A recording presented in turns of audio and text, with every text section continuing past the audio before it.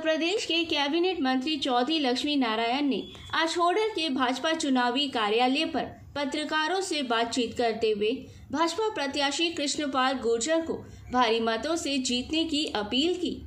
चौधरी लक्ष्मी नारायण ने कहा कि प्रधानमंत्री नरेंद्र मोदी द्वारा पूरे देश के नागरिकों के विकास के लिए कार्य किए गए हैं। उन्होंने कहा कि पूरे देश में बुलेट रेलगाड़ी चलाने, राम मंदिर निर्माण करने, धारा 370 को समाप्त करने का कार्य प्रधानमंत्री नरेंद्र मोदी के कार्यकाल में किया गया है।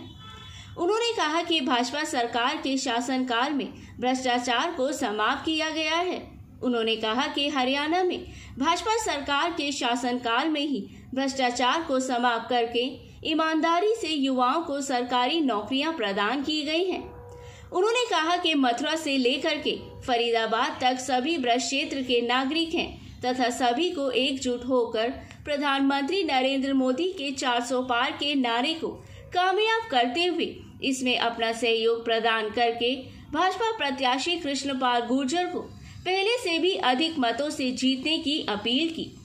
इस अवसर पर भाजपा जिला प्रधान चरण सिंह तेवतिया, पूर्व प्रधान जवाहर सिंह, भाजपा मंडल प्रधान प्रेम सिंह तंवर, पूर्व सरपंच कुंवर जहस बुलवाना आदि मौजूद थे। होडल से हुकुम गोला की रिपोर्ट।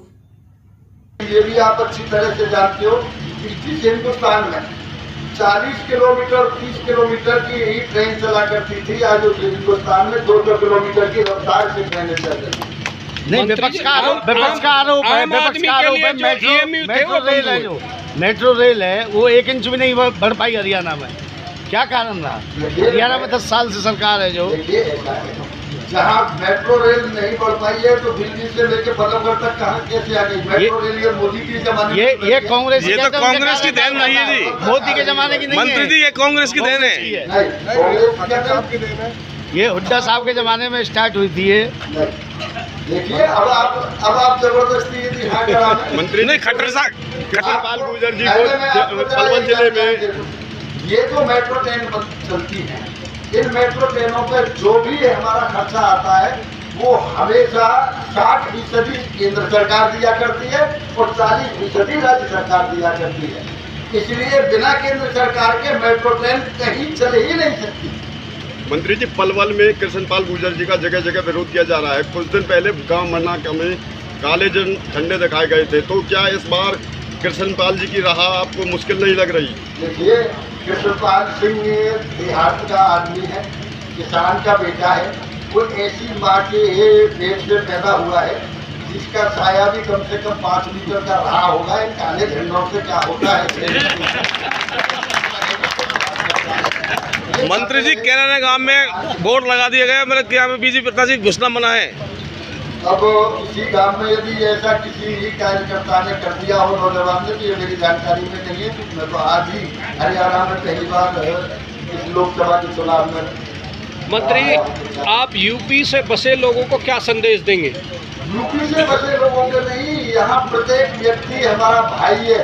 हम हमेशा खान पान में, रहन सहन में, रीति रिवाज में, एक दूसरे के दुख और सुख में हम सब मथुरा से लेके फरीदाबाद तक सब शामिल हुआ करते हैं।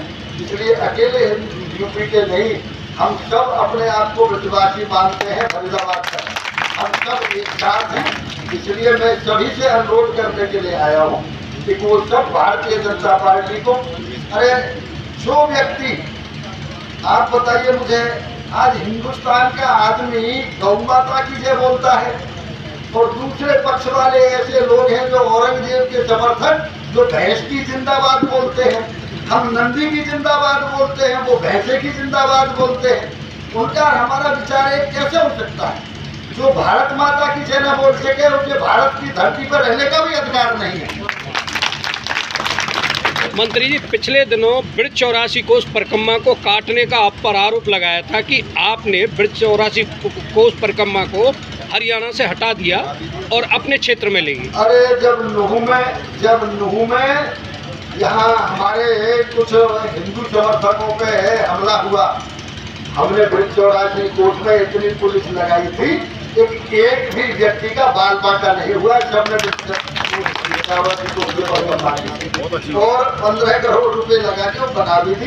हम ब्रिक्षौरासी कोष को हम तो बनवा रहे हैं, रुकवाने वाले। मंत्री जी, एक बंचारी गांव ऐसे से गाँव है, उसमें आज भी धर्मशाला नहीं बनी है, ब्रिज कोष परिक्रमा में आज भी ऐसी पड़ी है। जैसे देखिए बंचारी गांव में आदरणीय विधायक जी कह रहे हैं वहाँ धर्मशाला बनने के लिए 1 करोड़ रुपए स्वीकृत हो गया है और 4 तारीख के बाद तत्काल धर्मशाला का कार्य प्रारंभ होगा।